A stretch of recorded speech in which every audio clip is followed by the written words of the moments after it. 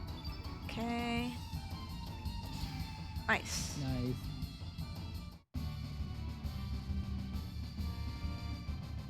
So because we got that star, I know I'll be getting the star at Tyranno. And hopefully I'll be getting more stars. For the longest time when I was running this game, I thought that there were 2 minis before Green Dragon. I thought Tyranno was a mini. I thought Tyranno was a mini for the longest time too. Especially when doing the speedrun, and then I was like, oh. It is very easy because you kind of see, because there's like a boss right after, so it kind of feels like he's not the main boss.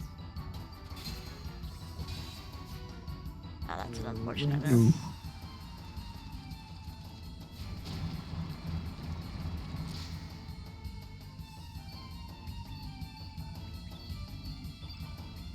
Swing a 3. Nice.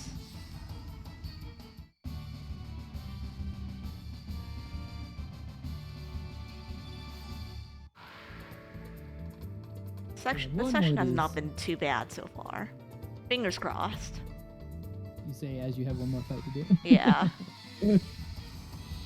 The game heard me talking. Okay. Nice.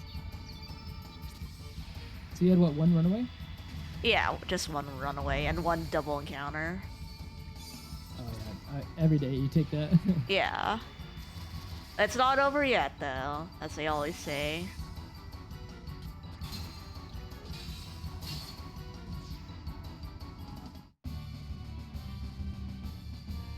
So fun fact, I don't know if they intentionally changed it like they knew, or if they made another change in RDE that just so happened to fix the issue. But there used to be a weird bug. I don't even know if you call it a bug, but like basically so Fargo I think starts at whatever, I don't know the exact percent, like 70% on his 3 to hit. So if you built him up to a 1-2, like 1-2 to level 4 to both increase his odds of hitting and get him to level 4, on PlayStation, if he got hit between building up his accuracy and using steel, he would it's 100% miss rate. But interesting. in RDE, it just lowers it to whatever the base value is. So like here, you'll see that at 90% chance that this hits. And now a 90% to see if we got the power seal. And we did not. Of course not. Hilarious. You passed 190% check. The game said that's too many.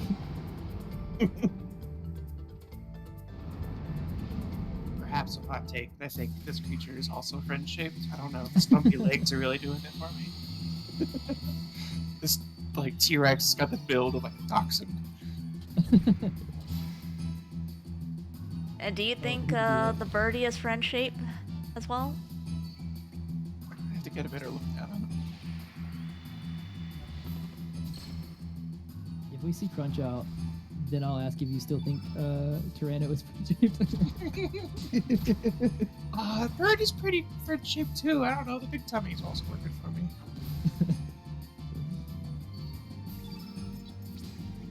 Actually, right here, I will say if I think the bird is friend-shaped. Okay, bird is friend-shaped. Yep. That bird can go right there, right as we turn the field blue, and do flap, which would make us have to reset the entire field.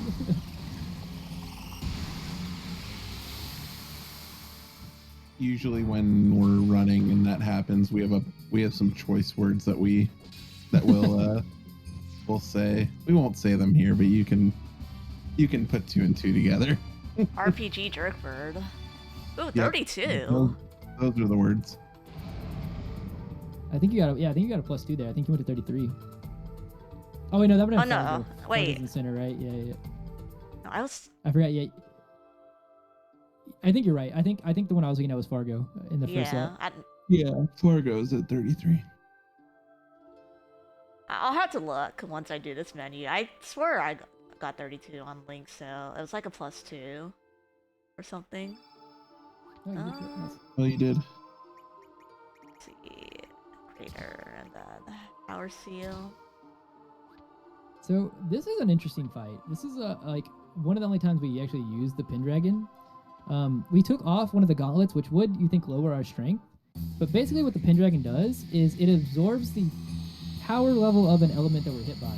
And it just so happens that the green dragon here, when the field is full green, will do Carnivore, which is a high level and a very painful element. But we want to proc the first one. We want it to happen so that it'll increase our strength by getting hit by it. Then the rest of the fight is trying to kill it without it happening again, because it's dangerous. Yum yum. Yeah, you see, it had 208 damage. If we were to get hit by another one, not good. But luckily, like I said, the green dragon only does this whenever the field is full green. So like a backup is you can always like if you need to throw something on the field and not let it happen. After this turn, we're going to see Bad Breath, which can give us any random amount of status elements. The ones we don't want to see are like Darkness or... I mean, Sprain is like we can still get to the fight, we just have to heal it after. But we just don't want to see Darkness mainly. Of course. Andy. Spoke too soon. But the real question is the green dragon friend shape. I can report green dragon is friend-shaped. I like the frog. Like, Oh, Oh, that is a rough miss. you should be... I'm gonna do this I would- actually. So 2.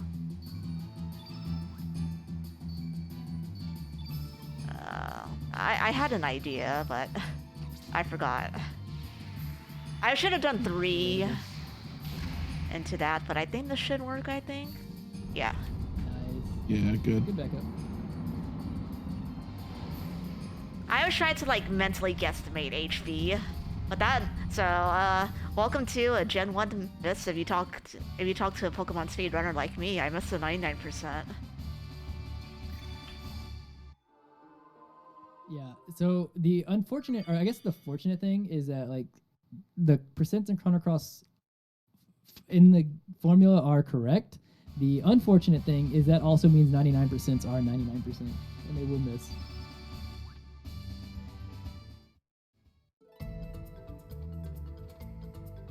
Yeah, we got 3 strength levels from there, which is really nice.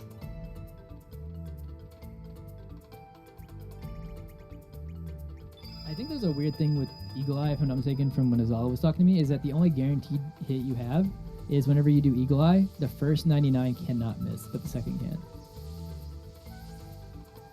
For whatever reason. That's an interesting quirk. I learn something new every day about this game.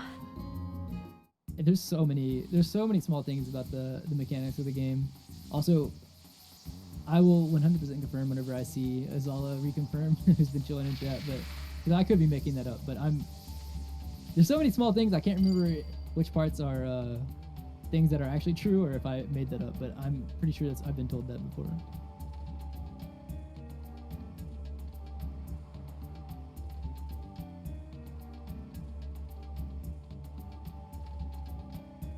Coming up here is another annoying dodge section. It's not hard, but it's not as hard as like the other areas, but the place always gets me good when I least don't expect it. And I had to dodge little doggos. Oh yeah. The dogs kind of scare me. Because they just dash. They're like the sewer enemies, except they're fast. Like they turn whenever they want to.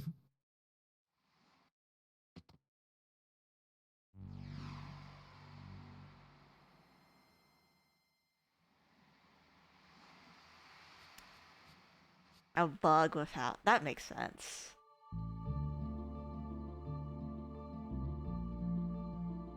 I don't think the doggos have any AoE attacks though, but yeah, generally I won't heal. Like, I think I think you don't like buy antidotes at all. I still personally do, just because it's kind of on the way.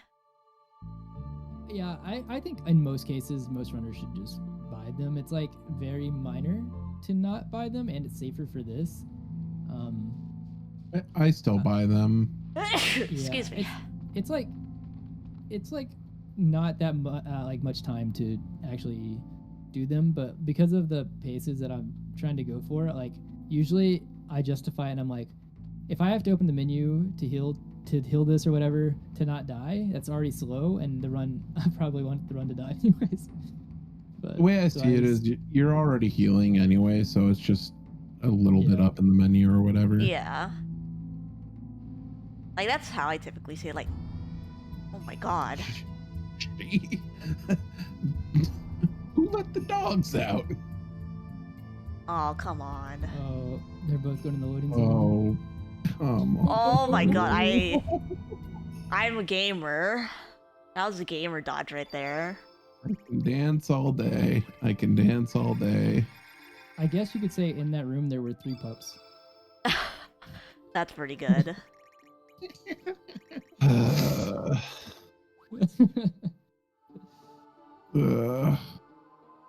Don't go on at that. You gotta see yourself out for that one. Courtship did nothing wrong. Oh yeah, we're back to facing the little fire dragon. And you're at 33, correct? 34. 34. Oh, that miss was rough, but you should be fine. That's a rudeness.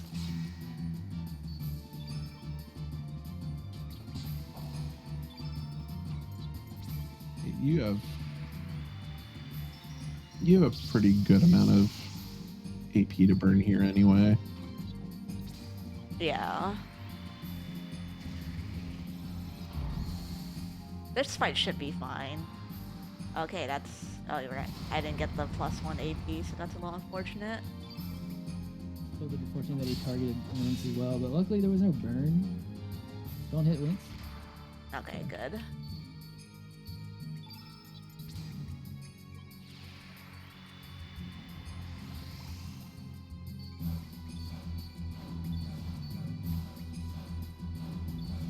So now we're basically, before we transition into phase 2 here, we are setting the field exactly how we want it to. We're putting 2 blues on the field, turning Lynx blue, and then going to use Cat's Cradle. I already said that, the other one, Shrink Foam. We're going to use Cat's Cradle here to transition, which puts the whole field blue.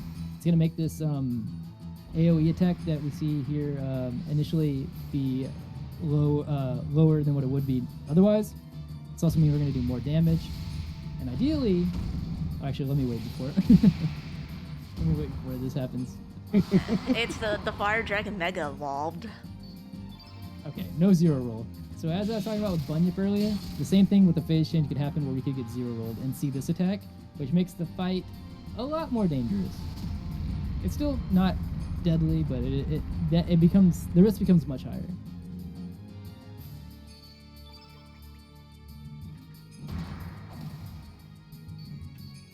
We should kill here.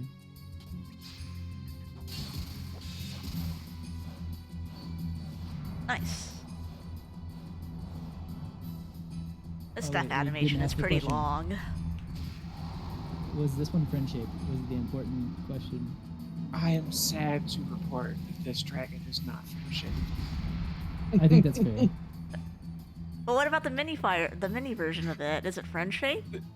The mini dragon, by status of being just a little guy, Just a little guy. Is friend shape. Alright, 33 strength actually. I lied on that front. It's okay. We got 34. We got +1, so... I'm gonna wait for...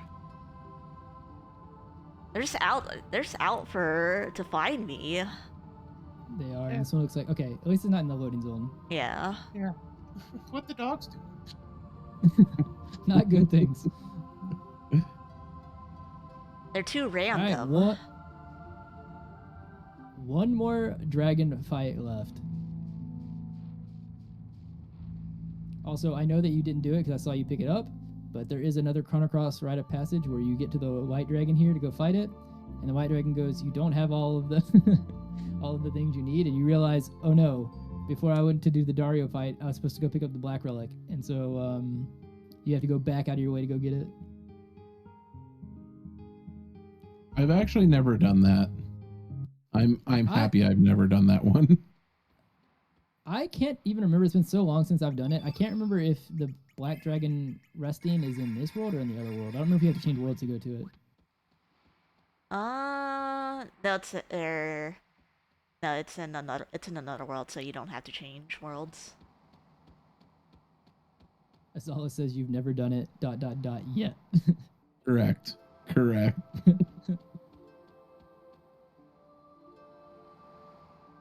Alright, so hopefully I'll get 35 strength here. This is a quick little fight to end the one, but again, the most important question is the white dragon, or is the sky dragon friend-shaped? Huh. I'm not quite sure. I don't know where I land on if it's friend-shaped or not either. Yeah. The sky I dragon think did save us, I would say. That is a friend-shaped action. I will give it that. It also didn't low AP roll us.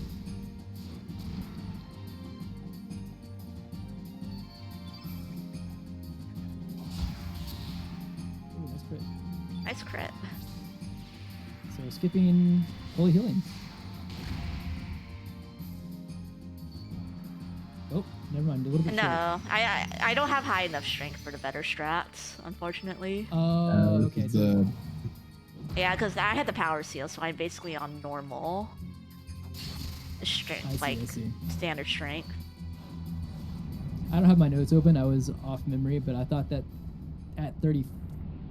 See, the weird thing is that like there are different strength values. It's not like after you hit a certain strength that like some automatically or all of them automatically skip Holy Healing. Some of them proc Holy Healing on purpose, even at higher strength, because they can't avoid it. But I thought that was one of the ones that went straight over it. Nah, unfortunately not. Alright, 35. Nice. Nice. 35. That was a really solid dragon segment. Or pretty solid, I should say. I think my ultimate decision is not friend-shaped. I Fair. respect that decision.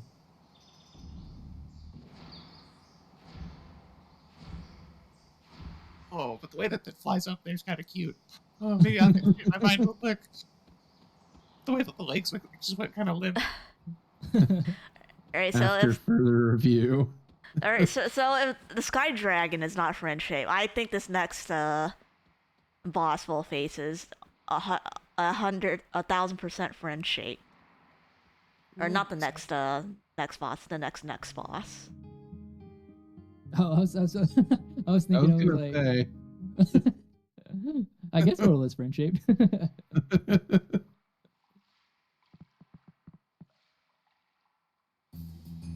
I would put her in the category of girl boss. That's fair.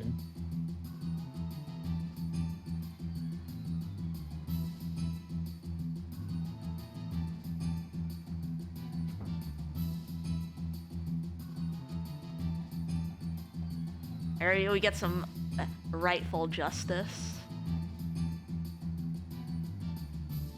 Yeah, basically Orla here in Goldove does not like these soldiers being here, and so she's taking care of them. And then she sees us, who has the body of Lynx and is like kind of like the commander of the forces. That's why that soldier walked up to us, and so she's fighting us about it. No, we're also not friend shaped to her. That's true.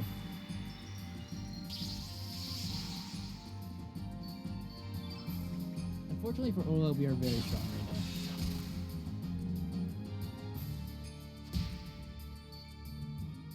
Thank you.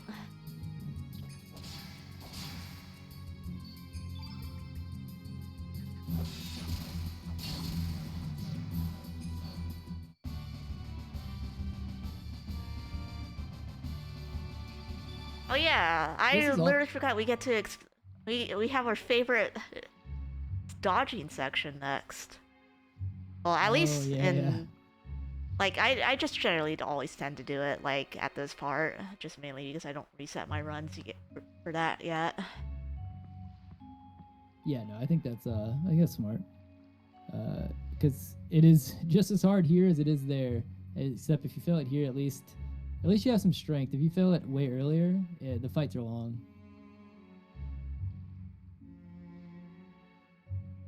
Also, this section right here are like what after we wake up here is kind of the main reason why I at a certain point stopped buying the antidotes, because luckily we get a full heal and full cleanse here.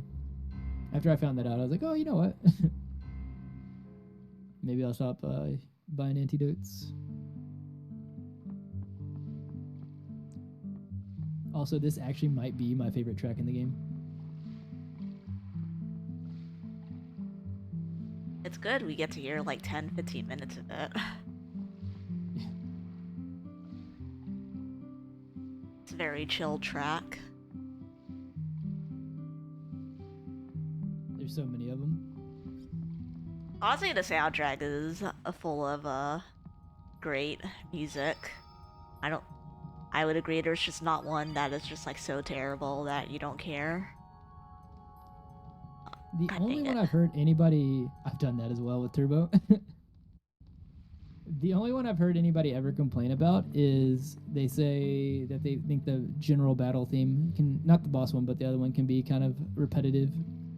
I think that's a common more just- complaint I've heard. Yeah. Yeah.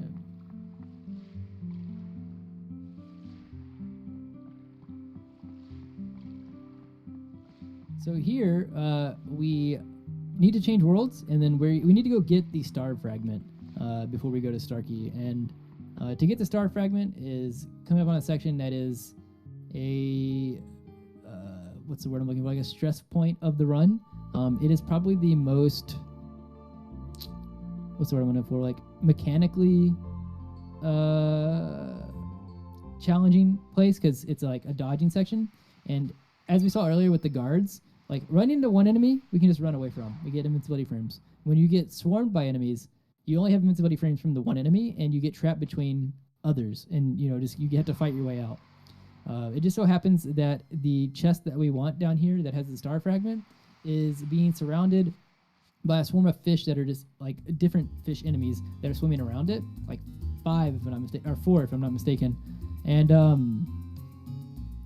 whenever we open the chest, we can't move until the text box goes away.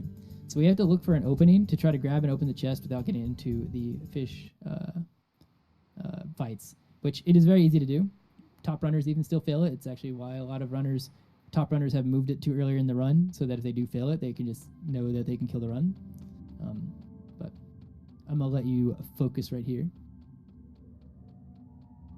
Yeah, I'm gonna try to open the chest from a corner, but like it's kind of like a lot of areas where like I need to balance just not waiting too long and like going at the right time. Yeah, the bottom right is usually what you want to aim for because it's out of the aggro zone.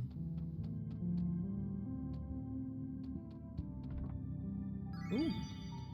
Let's go. Nice and That clean. was nice. I actually don't know like the little spots like on this bottom side very well, so I just tend to like take my time here. I think I can pass like right there and like up there soon, but Yeah, there's a couple of spots that you can try to pass at, but it also isn't a guaranteed pass. Those are just the areas that where if the fish is in an okay spot, you can get by. If he's like diagonally turned in those spots, you still can't get by him. But what I would do in RDE especially, or what I used to do in RDE, is since the loads are faster, I would run into it if I thought I could get by it, and if I didn't, during your iframes, you can kind of hold to run through it to get past it.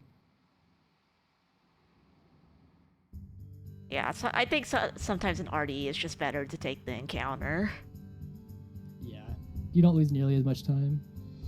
So I think in PSX it's like 20 seconds, 21? Like, I haven't timed it, but I do know that whenever I was learning a long time ago, I think on Evil Ash's notes, he said like 16 seconds, and so I've always just 16 kind of taken that as seconds. gospel. That excuse me.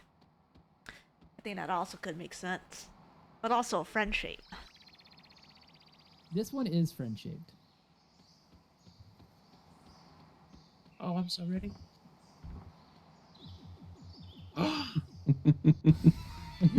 No! That's incredible.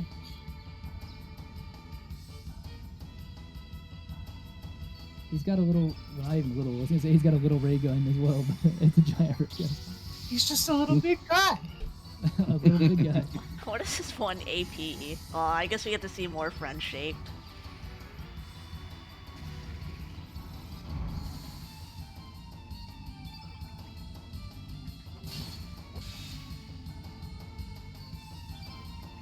You'll probably see radiation and maybe the turn after. You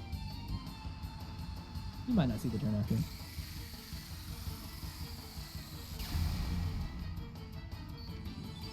That did a whole 0 damage to Marcy, but gave her a stance summon.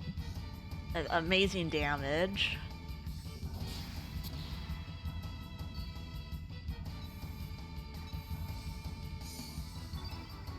I think I'll glide hook here.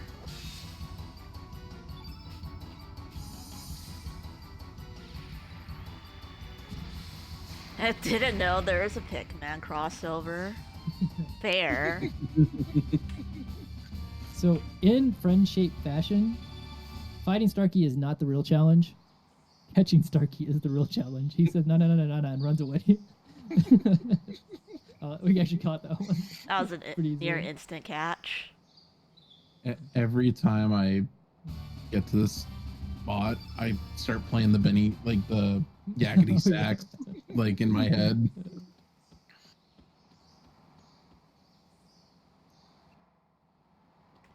Is Mega Starkey like a mini star considered? I don't know what Mega Starkey controls in terms of just like mini stars versus big stars. I didn't get that strength. Mini star. He's the mini star for Dark Surge. Okay, so I'm not getting a strength level for Dark Surge, unfortunately. Because I didn't get that strength level. I think. Oh. Did you go back to Gold Over or no? No, I forgot. I missed a Yeah, step. I wasn't fully paying attention, but then I don't know. I saw you going from there. I was like, wait. Yeah, Like, I went there. I was like, wrong. wait a minute, I forgot a step.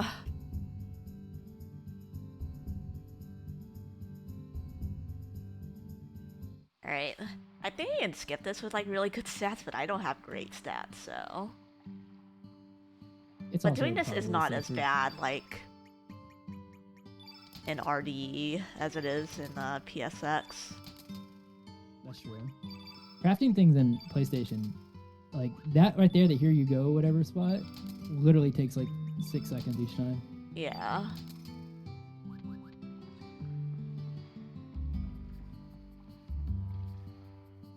What do you generally prioritize the stone mail on? If you got 2 vests? Surge? I mean, it's been a while. Like, unless I get the rare drop, I don't ever. I can't tell. I don't know the last time I've done the last blacksmith. But yeah, I think so. Probably. Normally, I put like the most important thing, like if I'm limited on it, on Clinks or Surge, and then So like what I've been doing is what the route kind of evolved from when I didn't have it. I would go and take mail off of Marcy so I could give it to to Glenn later. But then I had a run where Marcy died to Vita Unis attacking her. So I was like, okay, well now I can't make her squishy. So what I started doing was I would take the Mithril Mail off of Viper in the side menu and give it to Glenn. That makes sense. I didn't realize Viper had a mithril mail. I didn't either until I was think most of looking like the later into- characters start with like higher items, like mithril items. Yeah. Yeah. Makes sense. Alright, this time for sure we've gone to the fire path.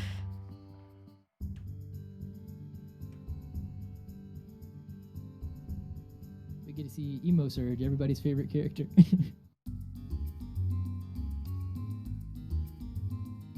Dark Surge is like, it's not a phase, Mom. Yeah, surely not I his don't- 17-year-old kid having a teenage rebellion or almost teenage rebellion. One of the few things I didn't like about the the bull didn't move at all. About the RDE portrait change, like most of them I like. The only one I really don't like is this one. Like they gave him a little like evil tooth, I guess, to make sure that you knew that he was evil. Like.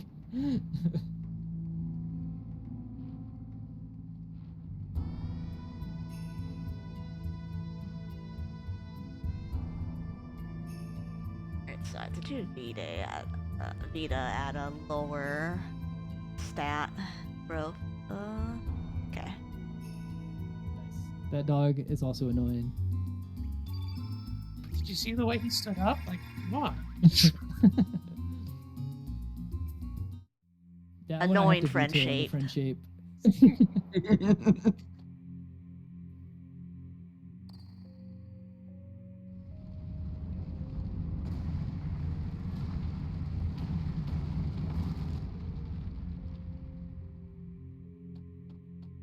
This next fight can go bad if you're like really low stats, but I'm like okay-ish stats, so I tried to do this at like 32, like 31 or something like that, and it did not go very well. Like I said, I think that most fights you can get through, but like the issue is that you have to know what's coming when it's coming, because like Yeah. I think that if after Feral Cats, I think he does a regular attack, and then I imagine what probably happened is, did you see Volcano or whatever? Is it Volcano or is it Inferno? One of the two. Volcano. He does. Oh, it's Volcano. Yeah. And Volcano is deadly if you're not healed up for it. Yeah, like on low stats, I think you generally. Oh, that's. Jeez. Nice one roll. That's the third one roll in a row, I think. Yeah. So I guess with the side base, you have to start full sending. Okay, yeah. So I had to keep in mind my my HP, and I possibly might have to heal. But I think it should be okay. Does Fargo have the revive yet? No, Fargo doesn't have revive at this point. He doesn't get out till like after. I didn't think so. So maybe we might have to. Don't hit. Okay. Okay. Okay.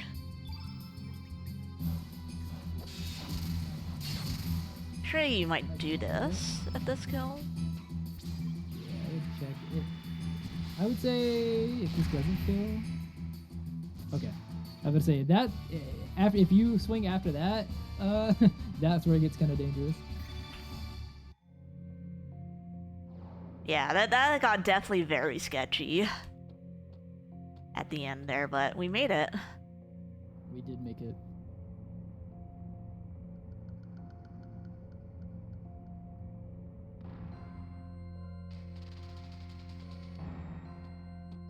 We've been here before. Hey, at least we didn't have to do all the little puzzles. True. Mm-hmm. And then I have My to last dodge run, stuff. where I turned off my brain, I was about to not go up these stairs right here to the portal or to the teleporter. You I almost went- did the whole around. Oh my You goodness. went all the way to like the next screen. I was like, what am I doing? I was like, I think the run was basically. Oh no, what was it? I was doing a D-Rust run is what it was. So I was like half Mhm. brain off, and I was like, wait a second.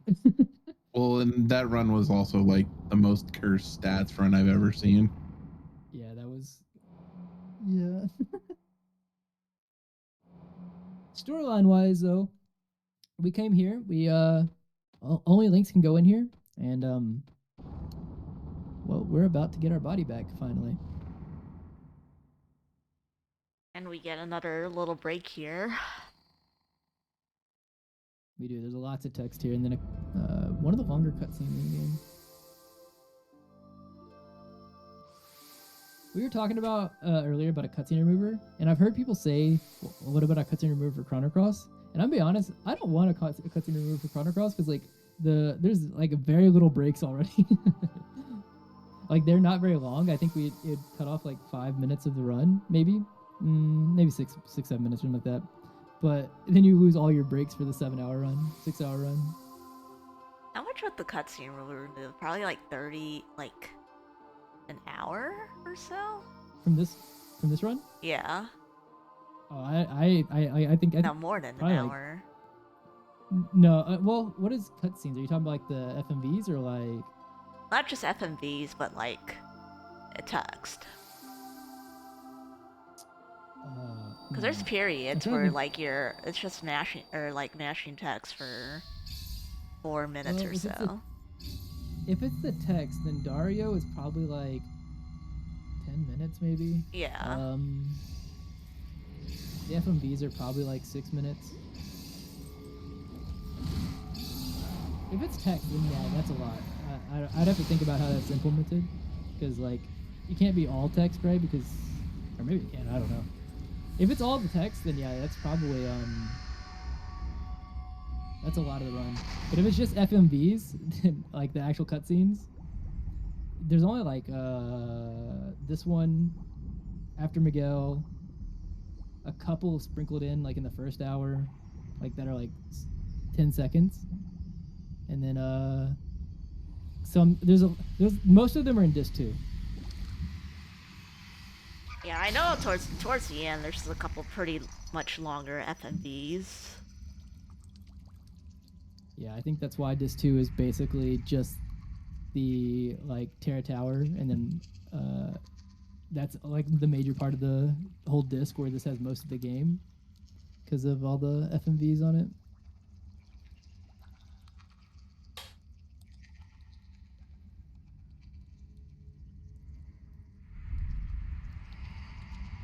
Surge is always He's a creepy back. me here.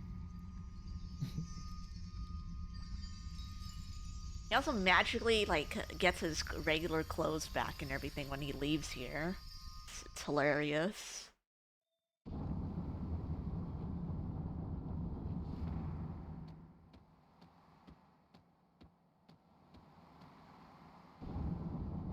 TOS.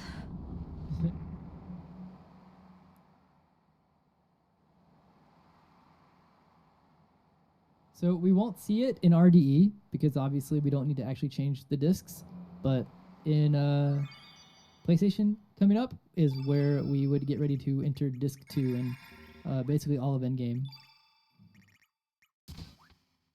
I said just Terra Tower, but yeah, Chronopolis as well for disc 2. RC.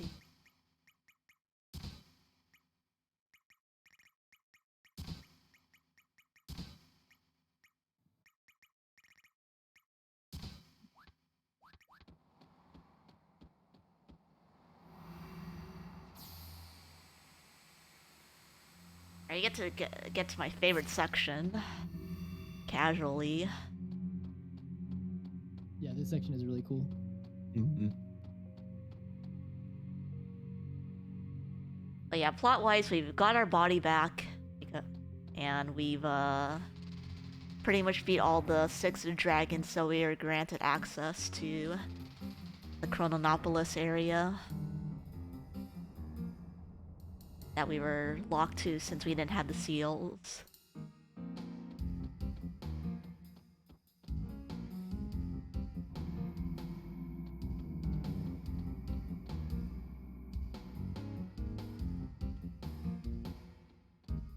And then I have 34 strength, so okay.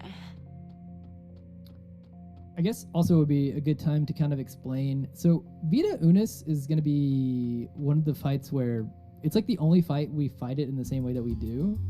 So normally, like where we've been stand pushing 3/3s together and buffering attacks, you're going to see us kind of in different phases of the fights do attacks where we walk up, do attack, wait for like the red bar on the side to go gray, meaning that it's not buffered together, do another attack, and then can kind of repeat that process to do all of our attacks and to proc different things.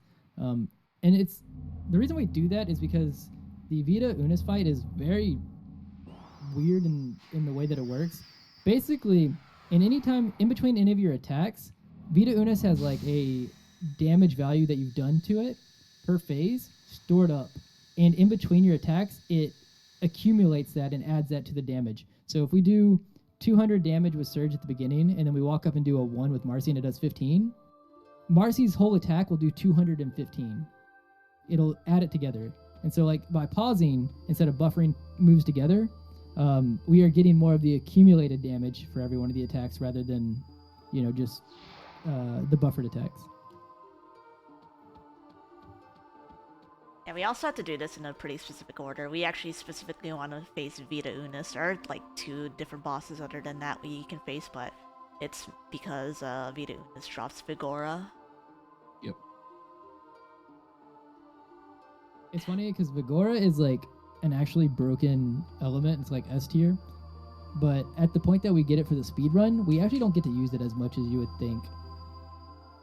So we use it for, and it's like broken in Polis Police. It's also good that is used in like the Fate backup strat, and then it's used in Dragon God. And I think, am I missing another place? Yes. That's it. That's the only place where we use it. So like basically any like extended fight. Yeah. Or like long fight-ish really. Or like phased fights. Where it's dangerous for them to get turns. Yeah, imagine Dragon God Phase 4 without Vigora. No.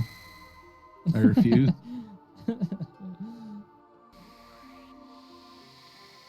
I don't remember what it does casually in Phase 4.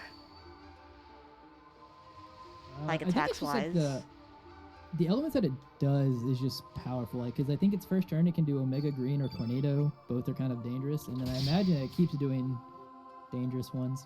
It's annoying to miss them Phase 1.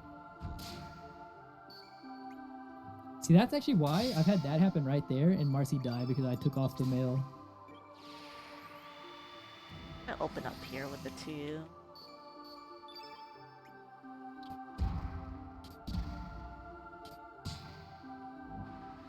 Plus, nice.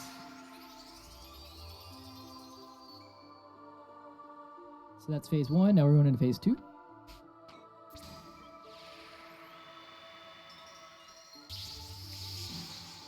S 2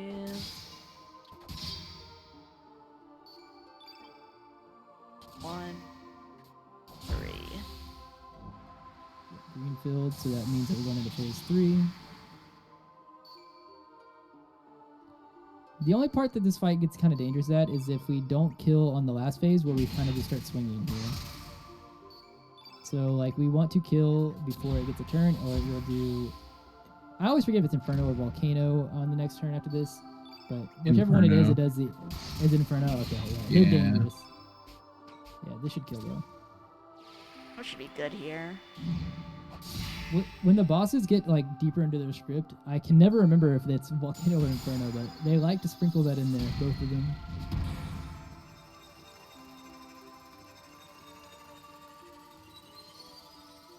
And now we get Vigora, and we're onward through our 2 Chronopolis. But we do have one more bigger element menu to do. Nice, 36. I think I saw Marcy at 38. That's funny. He's been going to the gym more than Surge. Come on. Please.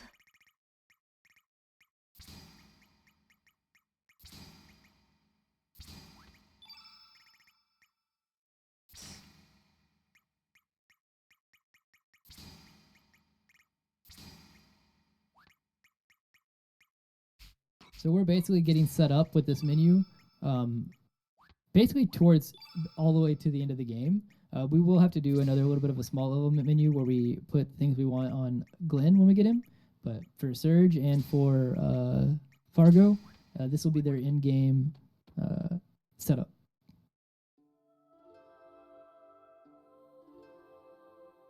Let's go here. It's good though because like right after getting Vigora, we get to immediately kind of show off the power of Vigora in the fight right after. Also, this place hits you up with a lot of plot. A truckload of plot.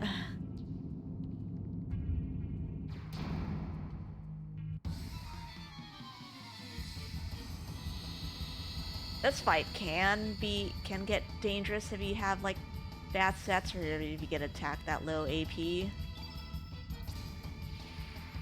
Hopefully. Yeah, the most common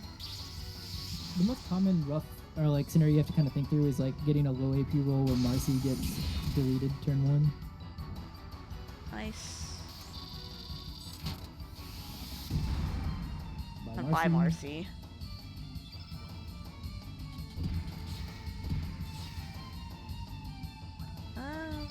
Vigora. And this Oh yeah, is this is why also the Citadel for Vigora- Mass Effect. This is how Mass Effect got inspired. So normally when we use Strengthen or an element, it drains us fully and we can't do any other attacks. But you're going to see that with Vigora, we actually can still do more. So we get to do Strengthen, we do Dash and Slash. There is a limit to it, but we're taking advantage of it.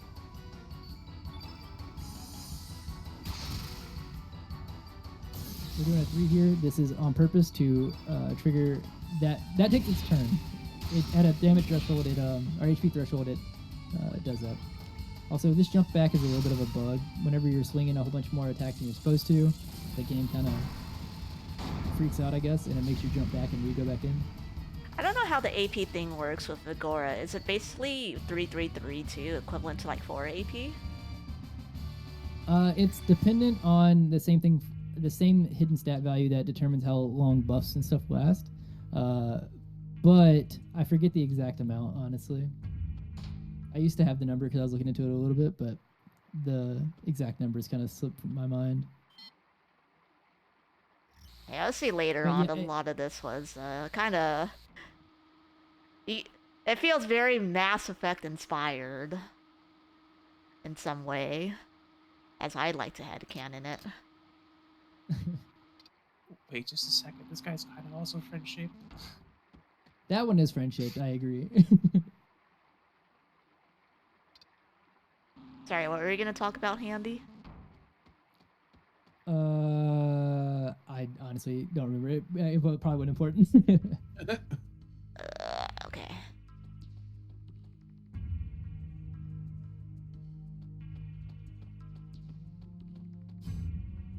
This is besides the ship where we do the minigame versus Fargo, where there's a lot of directions to go. This is another place that, like, even in my notes, I've normally taken out all of the directional notes. It's just kind of like the fight stuff. But this and the ship are the only places I still leave it in because there's a lot of places you have to go and you can do it out of order on accident. Got to go up here. Got to go up to the second floor from the right room over there. Go to this Oh floor, my go to god, the I left pressed this door. button again. God dang it. I don't even know what this does. Is it just a lot of text? Yeah, there's a lot of text. We I get did more this in lore, my though. PB too, hilariously enough. I've never done that. Is it if you're on it at all and you hit confirm, does it do all the text? I think if you talk to the ghost. Oh, the ghost. Okay, that's what starts it.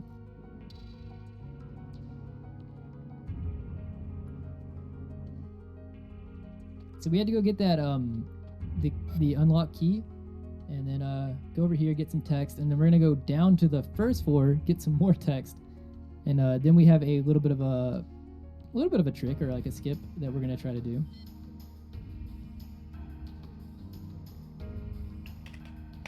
Yeah, there's a lot of crossover between Chrono and Trigger here with what some of the earlier characters did, but if you ask me, it's and some friends, it's a Mass Effect crossover. Because if I recall, basically, like this game, there's a lot of stuff that was cut out just basically because they tried to do too much TM to the sequel, very much in the same vein that Mass Effect tried to do more than it bargained for. I think the story is what they wanted from it. Everything is included. I think the only thing that they did is that, like, they, instead of like it being fleshed out into like longer quests, that the budget or whatever started running out, so a lot of it became more lore dumpy towards the end.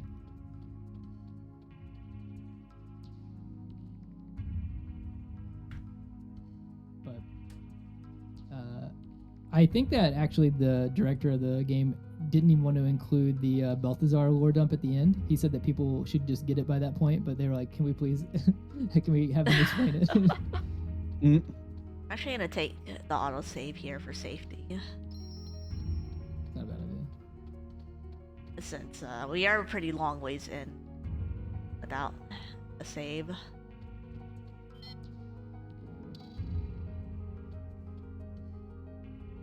Now you'll see So, why basic- you'll see why later. I do call this mentally a Mass Effect crossover. Okay, sorry. You can go on, Handy.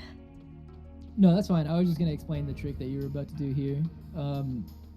So basically, because we have those iframes from running from the boss, these guys have a little bit of a lower AP and they have moves that are kind of slow. We theoretically, if you have a really lucky start and you're really high strength, you could kill this faster than what we're gonna do here. But for the most part, not really.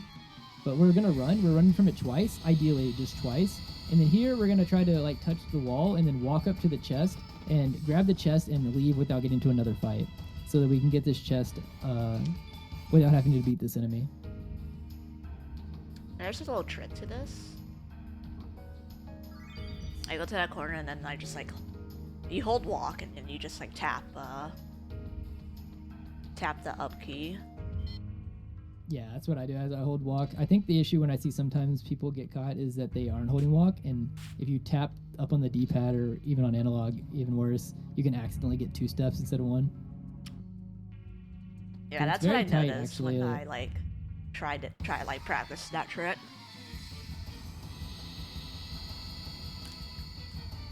And coming up is actually probably one of my favorite tracks in the game for a boss fight, but this boss is kind of a jerk.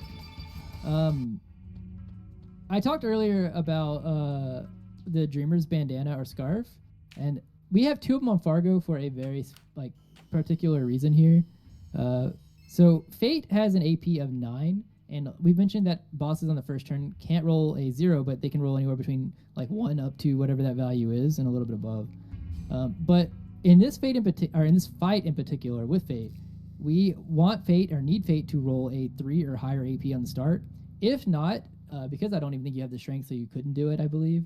There is a backup, but since we can't do the backup, if Fate doesn't roll a 3 or higher, we have to run.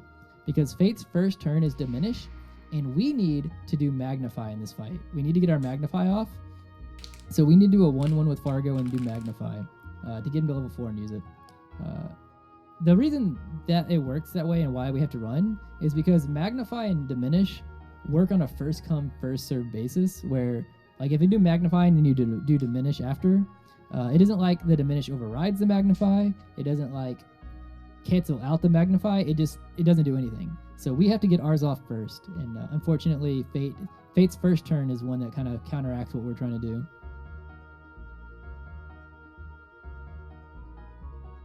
So this is where we pray that Fate is kind.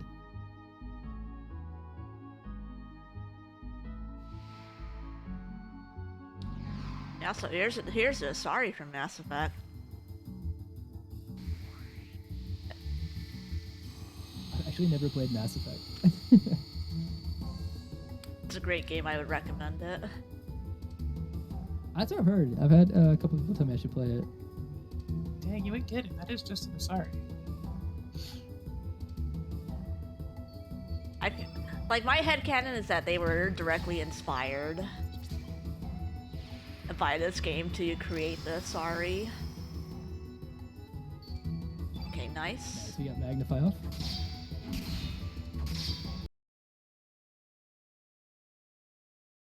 Oh, nice. Dang. Nice damage. I actually That don't know will my mean magic. you will have to probably change the next phase, Yeah. because you still need to spend all of it so that Marcy gets refreshed. Yeah.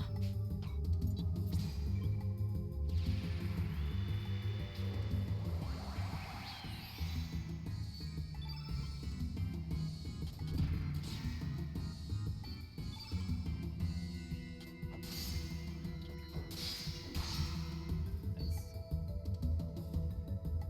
I'll need to swing more Yeah, with actually Margo, don't- I think.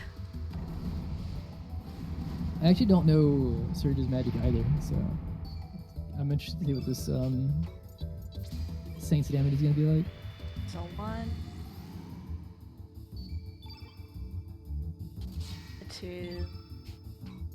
I should have done it with Surge, I think. I think you should still be fine. Yeah. 3.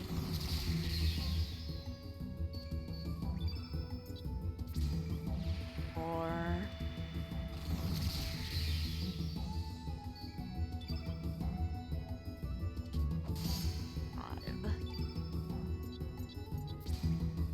6.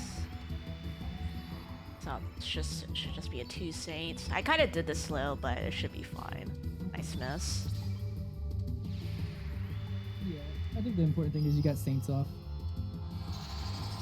Yeah, I think ideally Saints is there I also- would have swung with Fargo before letting Surge swing. But not the worst thing. Like, I realized what you mentioned with needing to swing more. It just appeared mentally out of order for me. Saints is broken. Just a little bit. A great ability. It's your instant heal or instant killed Fate and instant heals your whole party.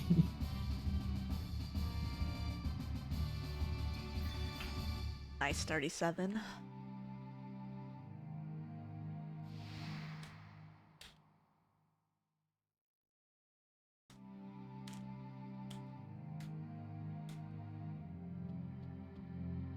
Yeah, plot-wise, there's a lot of stuff happening right here. So now that Fate's dead, those 6 dragons that were, Friend-shaped. are mostly friendship-shaped dragons it's turned out that they're evil and they're trying to eradicate humanity now that Fate's gone down. They weren't friends? No. Yeah, so basically, we talked about when we were talking about the Leah thing, like with the time crash, that there were things that were brought back from the Dinopolis area, or the Dinopolis time period, and the Chronopolis from the future, like a whole bunch of time stuff without going too deep into it. And so Fate, the supercomputer from the future, has had clashes with these dragons before. They were actually the entity that they're about to turn back into, called the Dragon God. But Fate, like I said, who's not just like evils for evil's sake, separated them into all the dragon forms they have here. And so the dragons realized that Fate was after you because of the circumstances of you becoming the Arbiter of the Frozen Flame, and locking out a Fate of the power. So they basically said, even though they don't like the humans necessarily, that they're like the enemy of my enemy is my friend. So they basically were nice to us. They rescued us. They basically trained us up by us finding them all those tests and like that. Then whenever we finally defeated Fate, then now they're showing their true colors where they're turning back into the Dragon God, and that's why we're about to have to go into Terra Tower here.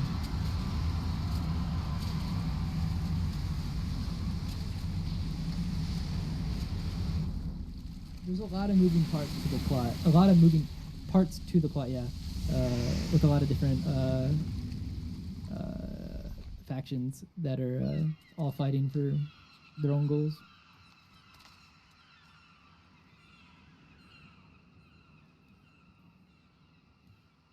So I forget, with this new building, it was all the dragon islands combined, right? The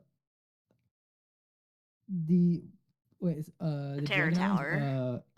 Like, it was... Oh, I'm not sure, to be honest. That part I am. I do know it's unclear like the main like city that the reptiles had in the like in the distant past, Oh, where they right. took over. Yeah, I think so. Oh, also, Ayymart, it's almost time. Or it is time. Oh, I'm The Wiggle Dragon. I'm so excited. The Wiggles! No! Oh, it's not here yet, but it's coming.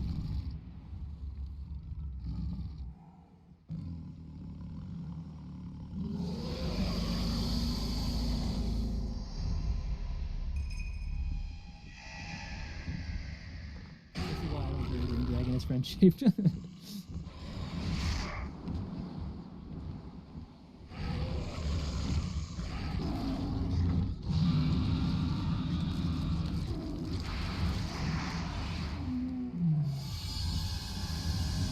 It's the Power Rangers coming together. There's the Wiggles. Wiggle. There it is. Oh, look at the Wiggler! That's so good.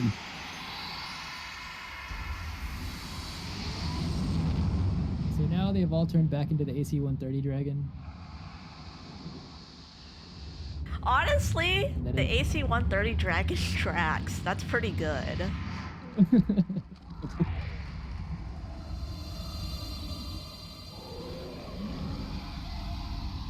gonna go on out and say it pretty immediately. Not friendship. Not friendship. No, Not definitely not friend shaped. Kind of looked like Basil Goose from Monster Hunter for a second. Also, everybody say goodbye to Harl Hi, Harl. Bye, kid again. and Kid. Yes. Eyes of Kid. Dies of Kid number 3. That honestly, that GIF is pretty good. I think that's a extremely lore accurate GIF. Poor kid. Oh, also, moment of truth. Let's see if Glenn kept his gains going after we were gone.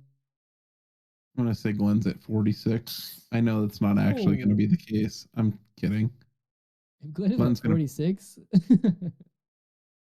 Maybe like 37. Dang, 42. 42. Okay, 42? respectable. That's My pretty high. first guess was closer. You were right. Yeah. He's also gonna have the extra gauntlet. Oh my god.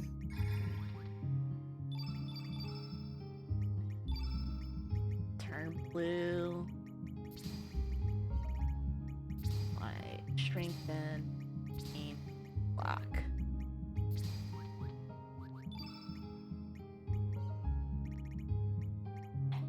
Need a Also, moment, this pad. is our last real menu of the run. Will we have like a small one here in a minute? But this is the last actual one.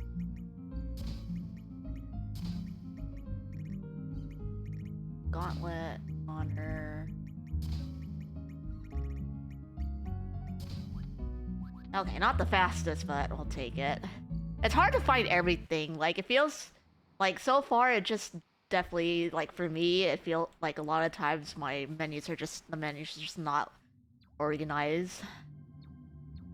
I think there's like a order to how it places them. I actually forget them too as well. And the thing that kind of catches me sometimes as well is that like because there's so many variances and drops, I don't like things could be in different places. Like they're not always gonna be like down 5 to get to the gauntlet and stuff like that. Yeah. Oh, come on. It's rude. I don't know if I can run through them. Maybe like right here. This one's being a jerk. Okay, nice. Nice. Good dodge. That walk cycle is the cutest thing I've ever seen. Alright, it's a royal jelly friend shaped.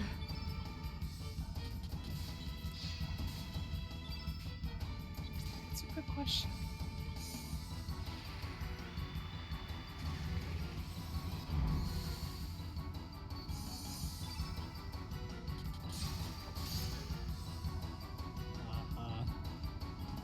I hate when it gets a turn because it's like so slow. I just noticed it has like little stuff in its brain. Like the little green lines, and then its brain. Yep. I'm gonna towards yes. Yeah, friendship. I like the little dance he did when he floated off. Nice 38. That's good because I don't think there's too many more friend-shaped things.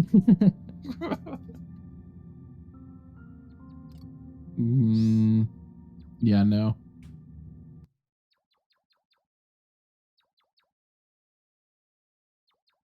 Maybe some of the regular enemies. And maybe some of the regular enemies are friend shaped, but a lot of those enemies that we encounter do not act very friend shaped and can be very mean. It's a very mean dungeon. Yeah, also, I think since the dragons have kind of like used us for their own needs, we gotta stop them from taking over and exacting revenge on humans, and we can't really get there normally because it's like high up in the sky. So, this is the place where we use Starkey and we enlist and build a flying ship trademark to get us there. pretty cool cutscene. It's also really on the nose. I think it's really funny because Starkey does all of this, and then we'll see. But Glenn's gonna call him out and be like, "All you did was place it on the ship," and he's like, "Negative," and then the ship flies. Also, this is why Korcha is a good character in the game, because without Korcha's boat, we would not be able to save the world. I will come up with a counterpoint to that. Just give me some time. Wait, no, Macha gave us the boat. Yeah, in this version, like if you say Yeah, we wouldn't know Macha without Korcha. matcha. Macha. This is an iconic cutscene, though. I think this is like what they use in like the promo. This is, yeah.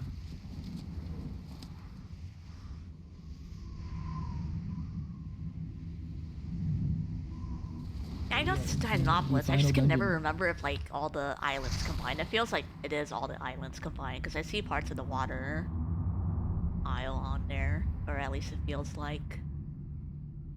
The reason I can't remember is I think that you can still visit the Water Dragon Isle and all that while Terra Tower exists.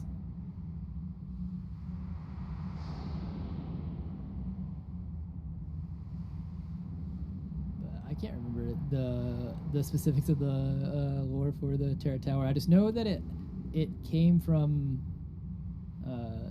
the era that we saw in CT. Yeah, I think it used to be that reptile building that was like in Trigger. Yeah. Fargo also at 42. Wow. Surge is the weakest one in the party. What a timeline we live in. Alright, so we're 39:45 effectively. Or no, not 39, 38. Yeah, unfortunately, no more friend-shaped things for the most part, unless you wish to imagine it as so. Okay, unless you consider this friendship. If you do, then maybe some of these more, these will be more friendship as well. Nice miss.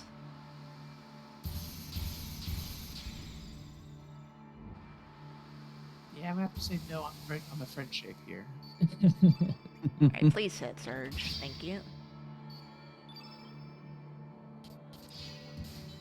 I might see another hit here, I think. I don't know. I don't remember.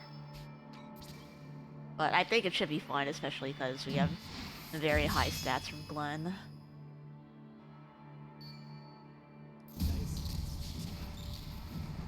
Yeah, so these fights are gonna look like they're simple until they're not. Like, for the most part, the whole idea is that at a HP flag, these enemies will use a heal that we're trying to avoid, just because not because it's like we're worried about not being able to kill, but just because it's slow. So what we try to do is we try to do attacks that are put them within range of dying to X Strike, but not to proc the heal before it. So it's a lot of balancing both Glenn and Surge's strength, since X Strike is a cumulative. It's cumulative based off of each of their strengths. So there's a lot of balancing that goes on for a runner to do this at at a high level. Do you know if it makes a difference if Glenn or Surge like use it, like damage wise? As far as I know, I don't think so. I think it just combines their strength. Yeah, I don't think so. Yeah. Okay. Oh, what a jerk. Yeah, I risked it. That's unfortunate. Yeah, this room is kind of rough because you either have to play super safe, which can take a long time, or risk it like that because you're just trapped on the stairwell with them. I don't know where the other ghost went. I had to risk it. I'm actually not sure either. It may not be friendship, but that little floating animation is very silly. I do appreciate that.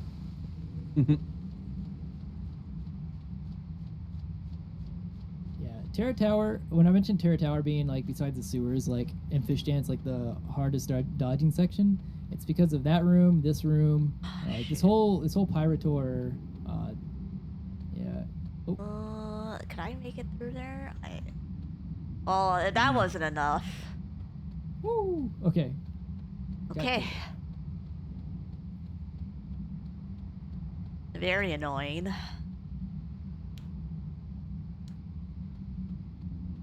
Do we think the flying chickens are friend-shaped? Yeah. Sure. Yeah, I'd say so. These are the regular enemies I was wondering about. Yeah, no.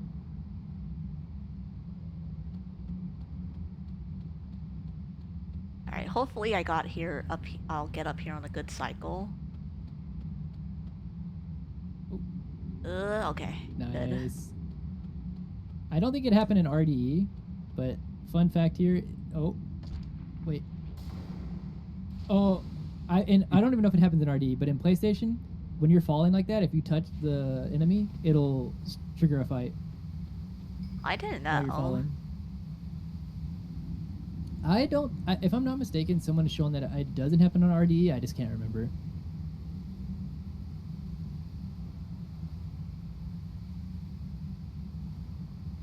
I played too much of both versions, and now my knowledge of both kind of get mixed.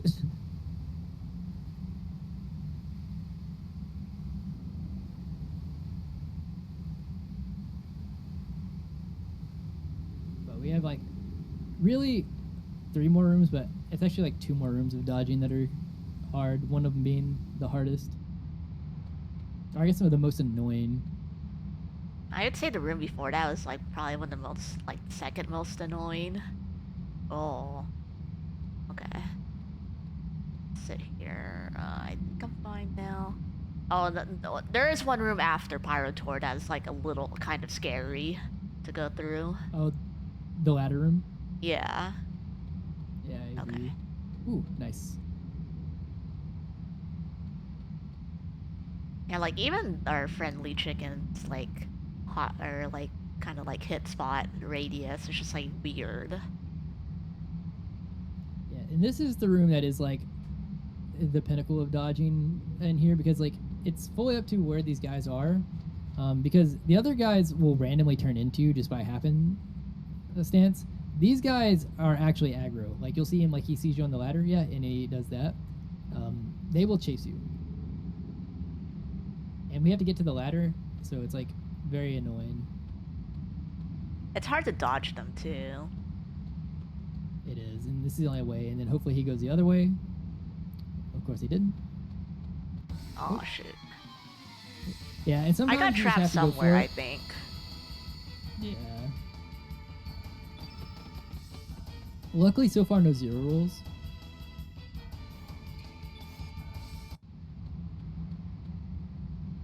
Wait, a little bit. Wow, that ghost hightailed it up there.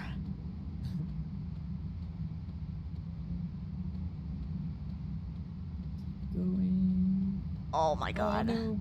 I couldn't get on the ladder fast enough. No, I understand that. Unfortunately. Like, getting on the ladder is annoying. Yeah. Or on the vine. Nope. Oh. I could have gone. I chickened out. That's a lot better though. Yeah, not a great room, unfortunately. Yeah, this room is largely at the mercy of the ghosts and how nice they want to be.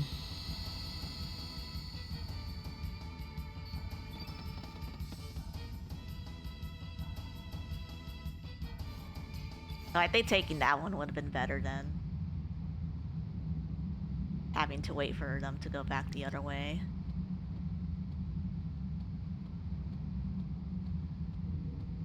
Alright, is the last one going to be nice? Oh, last He's one not- is Nope. also not going to be nice. At least no 1-0 rolls. Yeah, we didn't see any of the animations, so that's nice.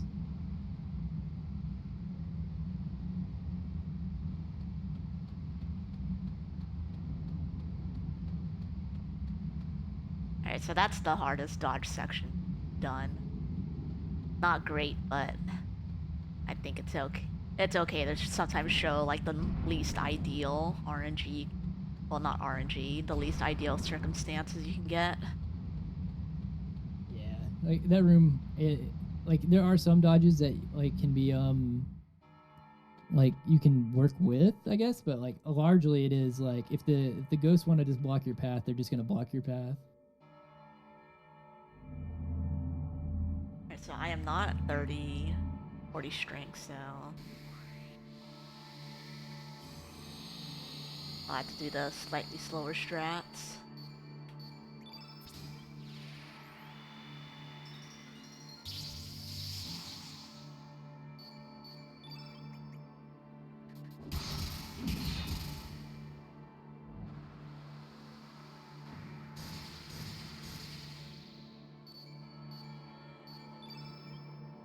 One.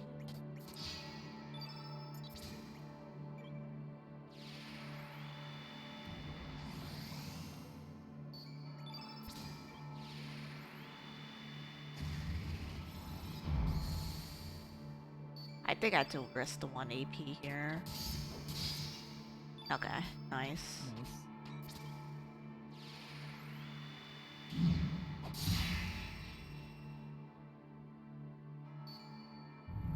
And down goes boss number 2.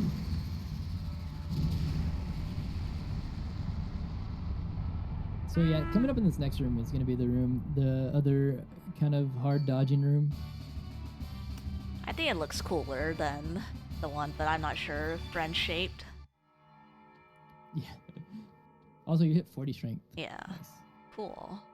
That's nice to see. Ideally, Which like technically- I would want to see 44, like generally in this area to be okay with everything, but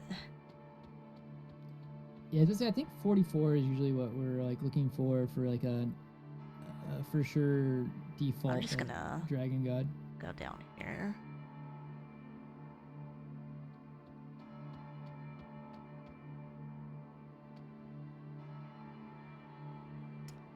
Okay, I think I have to wait until.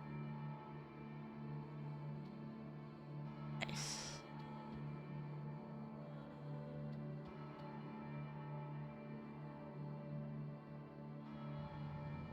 This section is not that bad, but it is another dodging. Oop. Oh yeah, he tried to turn straight into. Yeah. Ooh, okay. Not too bad. Let's go. Now we made it to the actual plot dump. The real plot dump of the game. So yeah, so right here we finally find out that this old man that's been kind of explaining stuff to us throughout the entirety of the game is Balthazar from Chrono Trigger. In Chrono Trigger, whenever I think it's after the Ocean Palace, whenever everybody kind of gets thrown to different times, we see Balthazar in that game get thrown, and he they use that for like as how Balthazar set all of this up going forward. He's kind of orchestrated this whole thing because it was the only way that he could defeat the Time Devourer. They're also explaining right here with that scene right there, the war that we were talking about, that the Time Onto the Future, like the Fate supercomputer and then like Denopolis have had in the past. And then he's going to drop one more thing on us, but since we're going through the text fast, we're not going to see it. But basically we find out that Harl, who's been in our party and kind of been into Surge, has been actually the 7th dragon. And so she was sent to, she had her own task that she was supposed to do for the dragon's sake. But she actually did really like Surge, so she was doing things that were kind of against her own interests. Like whenever we were stuck in the dimensional vortex and she let us out, she could have left us stuck there. I forget plot-wise, was she really born into like a human body? I don't believe so. I don't know for sure what her original form was. I don't know if they ever described her original form in that. Yeah, same. If they did, I don't remember it. But then how am I supposed to know if she's friend-shaped? Her human form is friend-shaped. Yes, this is true.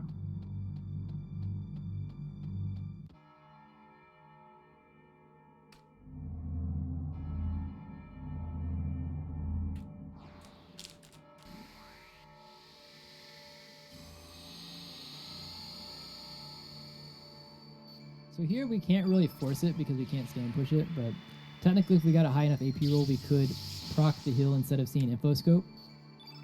But most fights will see info scope. Yeah, and we'll see 3 of them.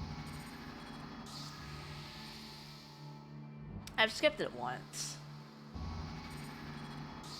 Yeah, unfortunately, like, because it's weird the way it works, but like if we were to stamina push the attacks that proc the heal, what would happen is that it would still do the info scope skip, but it would store the flag for the heal. So if we walked up afterwards and did like a 1 or anything, it would do the heal anyways, like even if we missed.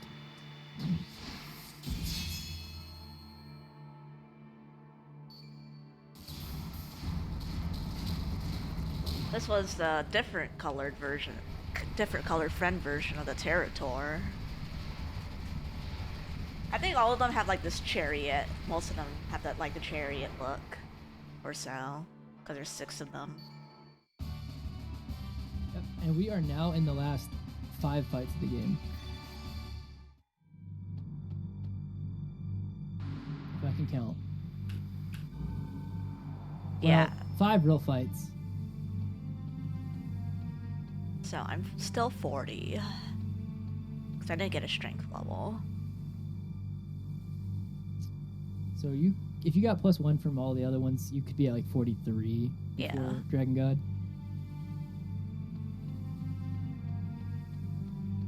Like 40 is fine, like just anything under 40 and I am just a sad person, but 40... I would like more strength, of course, but it's not like the worst thing. Also, this area kind of sucks. Yeah. That enemy right there is a pain. Oh, okay. Oh my god.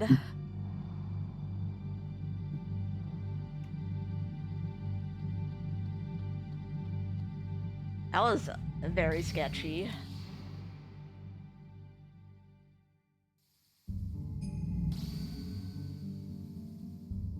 I think the different opposing elements have like matching looks. Cause Luxtor and Gravitor look alike but with different colors. Oh, that's true, yeah. Huh? Shoot.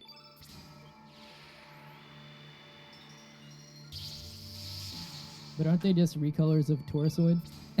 Yeah, also true. What about Territor and Pyrotor? They are... I can do 1, 2. Yeah. So what we're trying to... This fight actually goes pretty smoothly when it does, but this is also another fight that, like... I actually think this is probably one of the most dangerous fights off script in Terra Tower.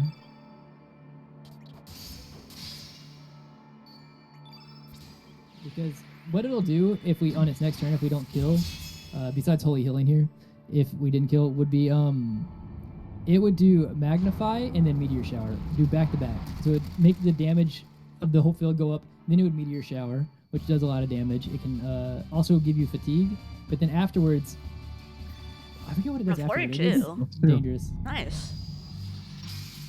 So I might hit 44. Nice +2 strength.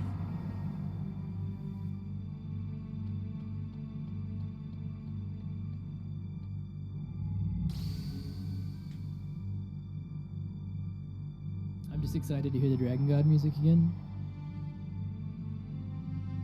The boss music is really good.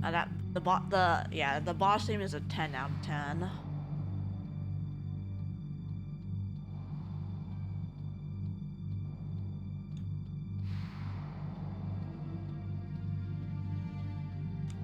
Luckily, Gravitor is a lot more simple than Luxator is and a lot less dangerous. It's also because there's an opposite color innate between Surge and Gravitor, but not for Surge and Luxator. Okay, so I'll grab the autosave point before Aquator. Yeah, that's probably safe.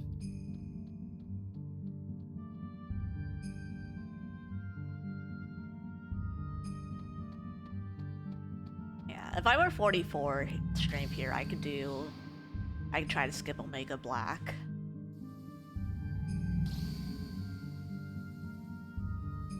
But I guess we'll have to see who the unlucky winner is. As long as it's not Surge. I mean, even if it's Surge, I guess you just have to revive, but everybody else should live, I think. So 42. Okay. Maybe I'll get a really high roll. I think that's really hard to do, though. Yeah, he'd have to roll max, I believe. Oh, I guess Glenn's the winner.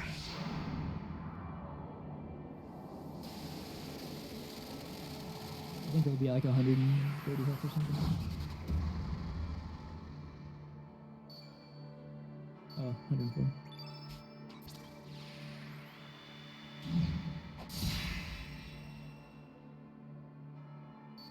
Easy peasy.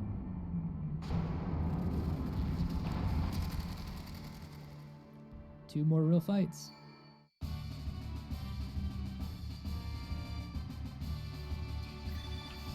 Okay, so I won't hit 44 unless I get +2 from Aquator. Unlucky. I spoke it into existence.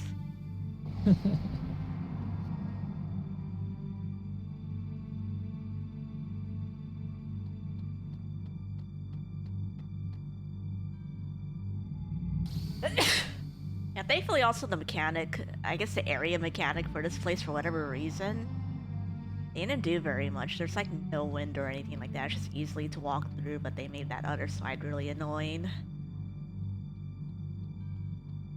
With the wind. Yeah, imagine if there was wind on the side and there was this many of the little flying enemies. Hate that. You hate the thought of that? Yeah. Save point here.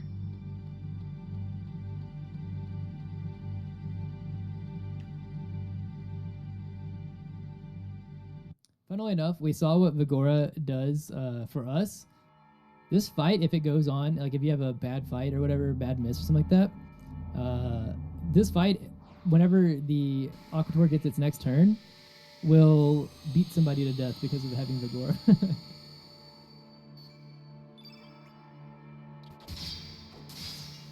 Okay, 2-2. Yeah, it's simple.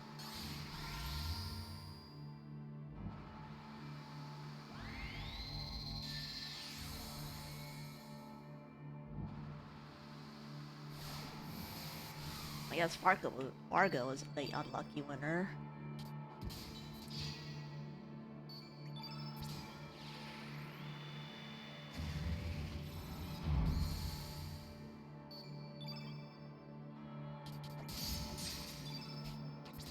And this should definitely kill because we have good stats. Mainly Glenn.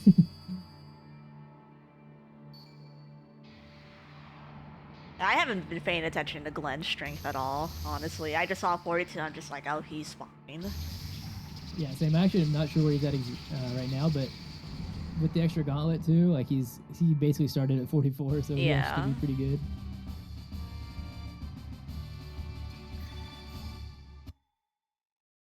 That was really 45. close though. 43. Well, Glenn's at 45 rather. He didn't get that much strength levels, honestly. He's okay. Yeah, he'll do the job.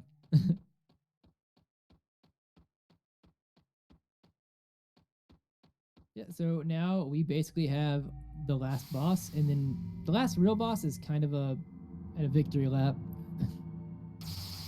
But Dragon God coming up is going to be 9 phases of. Is it not? Wait, I have to look it up.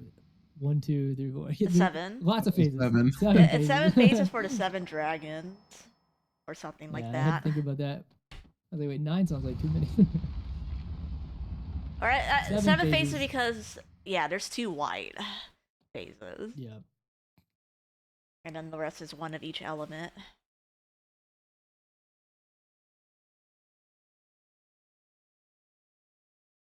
And each one of these phases has 1900 strength, and we are going to be structuring the fights in such a way that We will not be doing things like 3/3s to kill, because the Dragon God is weird and will not phase change even if we do enough damage if we do it with a stand push. So because the game buffers attacks and attacks of 2s, what you'll see us do a lot, since we're at 43, we'll probably do 2/2/3s. If we do 2/2/3 all together, the way that the game will read that is a 2/2 then a 3. But if we did a 3/3, it would be count those as buffer together. So we are definitely going to try to avoid to not stand push when we're trying to kill, because then the Dragon God will get another turn. It can be slow and or deadly depending on what phase we're on.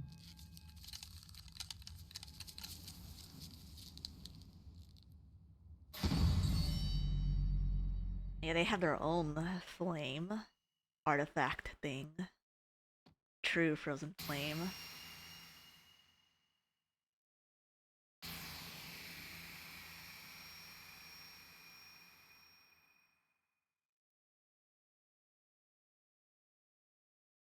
Also during the Dragon God fight, I'm going to let you focus. Also let us listen to the music, because there's a lot that goes on in it. I think chat should enjoy the music. Yeah, it's easy to not fully keep track of phases. I've flipped phases around too much, especially in practice. Yeah, very easy to do.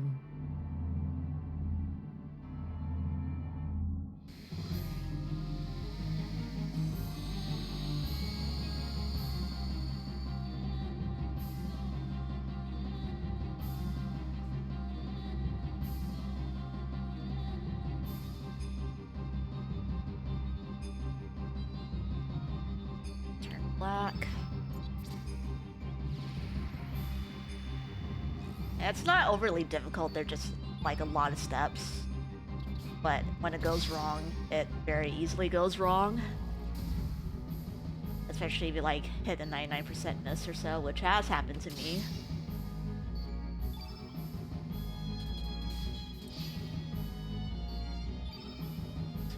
One, two, three, four.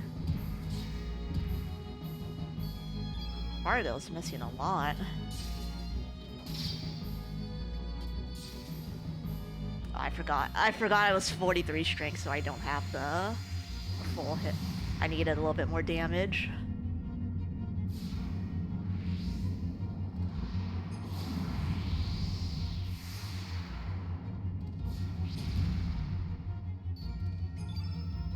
Green.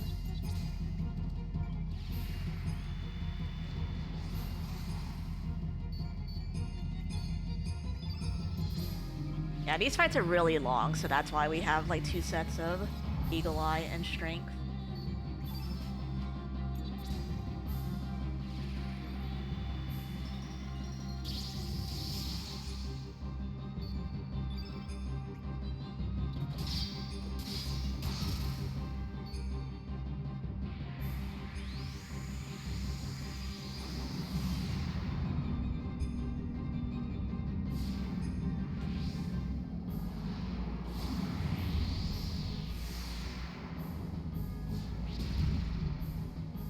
Turn blue.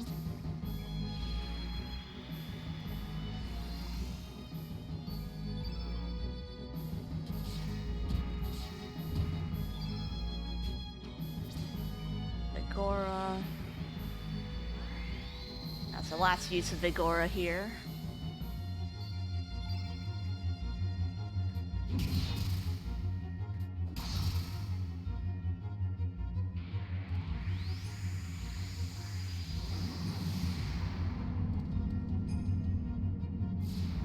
Okay, I had to remember, since I'm not 44 strength, I have to do an extra step here.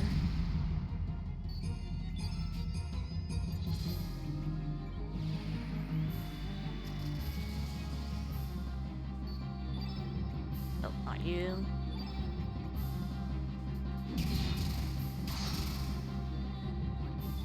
I got the glitch.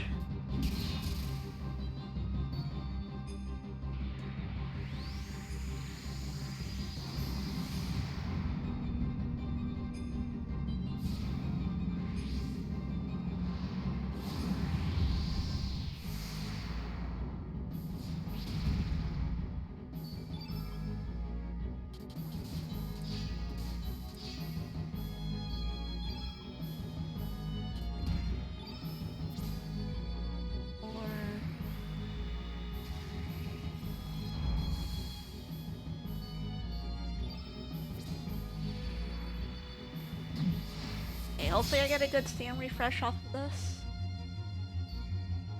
That's pretty good.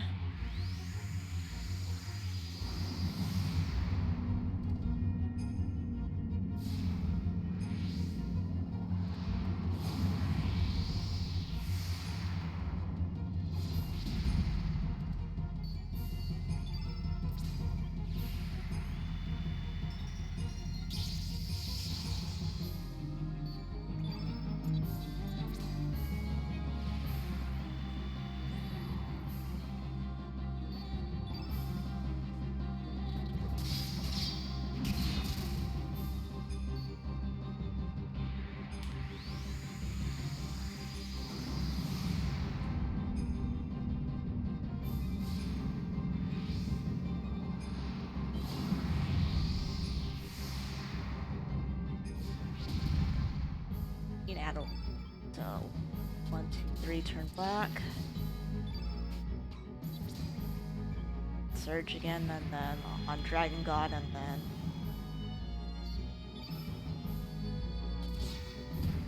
Should pretty much be good. As long as Surge doesn't miss everything.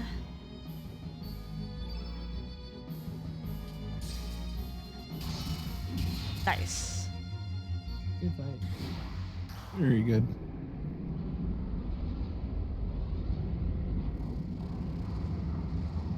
Yeah, if you have like missed hits, it can be really dangerous, but thankfully that's not the case. Are we gonna hit 44 strength?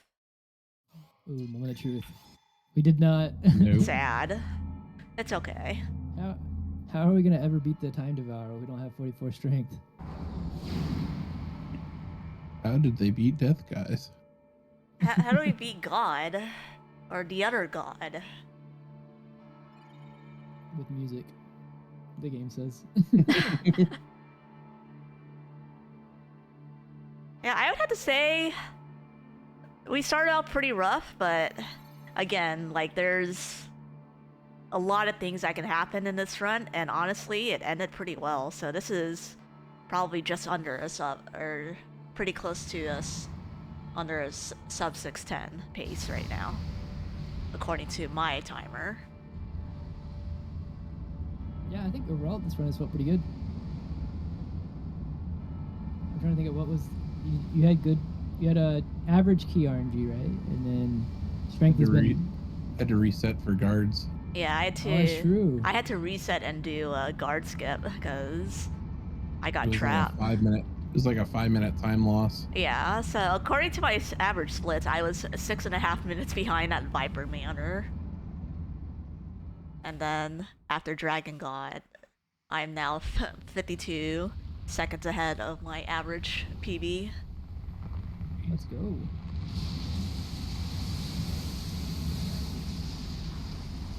So that's kind of why this game has an extremely generous estimate. Like, anything can happen. But honestly, like, the rest of this game went pretty smooth. Aside from Viper Manor. Fort Dragonia, we had an extremely solid,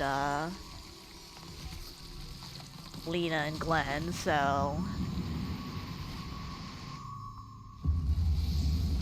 Besides the resetting for the guards, I'm trying to think what was the worst RNG based thing? I can't remember, let me look at my splits. I guess Marcy maybe? Being at 20, but you got burns as well. Yeah. No, oh yeah, the Terra Tower was not great. Because we were getting, the counters were owning us left, right, and center, but honestly... the Fire Tour.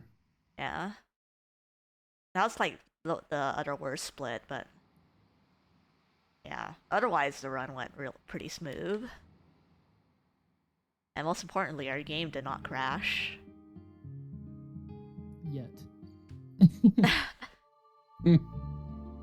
Right at the end. I'm pretty sure we have an autosave leading up to here, so... Oh, we're about to get to see the thing too. Number 2. We get to see the number 2, the sequel being spoken.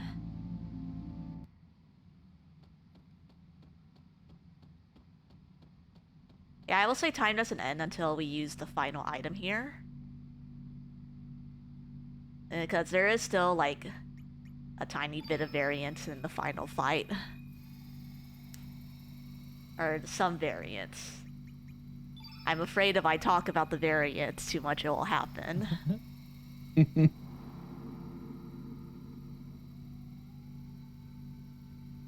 But yeah, we actually didn't get... The game kind of told us to try to grab this item earlier, but we were just like, nah, we'll wait until the end.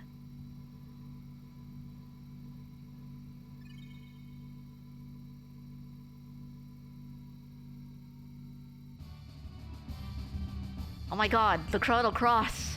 Exclamation They point. said it. It's in purple too. They said the thing. That's pretty funny though, like it's a level 8 element, or considered level 8 element, but you just put it in like the first slot.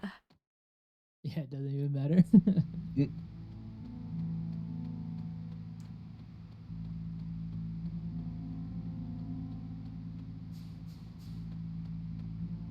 But yeah, I hope y'all enjoyed the run.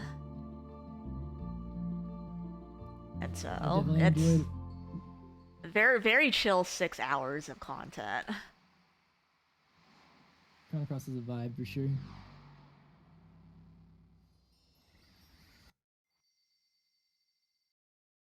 But yeah, we might as well do our shoutouts during this part because it's pretty much just like a very chill victory lap. But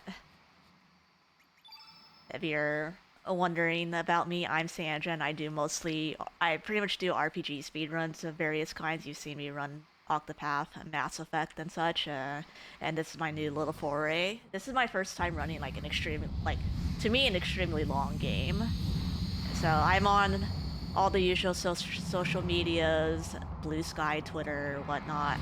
My Twitch is Sanjan with an underscore, so I actually won't be playing this as much for the month. I'll be going back to Omega Ruby in preparation for AGDQ.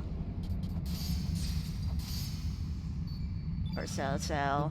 If you want to watch my stream, stick around and enjoy Pokemon. Oh, nice, perfect attack. Yeah, so you got the perfect AP. Yeah. Alright, I'll let I'll let you two do your shoutouts. Oh, you can go ahead, Ayymart. No, you go ahead. I'm Handy. I go by my channel is SuperHandi, but I go by Handy here on Twitch. I'm mainly an RPG speedrunner, but I guess even more mainly a Chrono Cross speedrunner.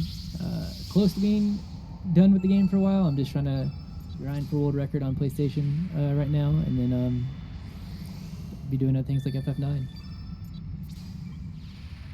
And I'm Ayymart. I will probably be running this a little bit more when I get my new computer set up. I've been kind of going through a bunch of like... Sorry for interrupting. No, you're good. GG's. But I'll probably be running this a little bit more when I get my new PC set up, because I've been having a lot of tech issues with the game, so... But also a bunch of other things. So I gotta get a new PC. Yeah, all y'all are like long form RPG speedrunners. Like, this is my first one, and I definitely kind of respect the grind. Like, it is very much an endurance thing, and I think especially in this game, there's a lot you have to think about. Also, you beat my PB even with the reset. That's sick. Let's go. Gaming. Well, I think you'll make your way through the times quick. The game has not been kind to a lot of us, especially us PC runners. Chrono Cross knows how not to be kind, or rather, its kindness is not being mean. Yeah, as you've seen here, like the game has like very much been not kind to me, but there's still a lot of places where you can make it up, and yeah, like it's very like I like this run mainly because the game it very much rewards good decision making and mechanics knowledge. So that's the type of game RPG games that I love to speedrun. But yeah, I don't have anything else on me, but I would say Handy and Ayymart are very much big Chrono Cross people, and especially Handy just has a lot of knowledge on Chrono Cross, so I learned a lot from pretty much watching him speedrun as well. I know too much. I've been playing this game too much. Yeah, I'm still kind of newer, but like, I mean, I did it for a little bit last year, and then I took a pretty long break, and then I like have been sporadically running. So, But yeah, I don't have much else. If you two have anything else that I forgot, feel free. I don't really have anything for myself, but if anybody, I always say the same in any marathon. If anybody has seen the run and is interested in learning it, I'm not the only long-time speedrunner that likes to help new runners get into the run. There is a Chrono speedrunning Discord for like Chrono Trigger, Chrono Cross, and Radical Dreamers. If you're ever interested, you can join that, and then there's lots of people who answer lots of questions if you're wanting to get up and started. yeah, big shouts to Azala as well. Azala also knows quite a bit about the run.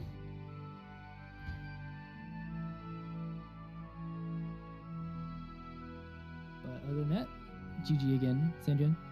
Thank you. And I'll throw it over to threepup. Yes, yeah. Thank you so much, Sanjan. GG's. That run was incredible. Don't go anywhere just yet, people. We're going to take a quick little intermission, and then we'll come back with some final announcements.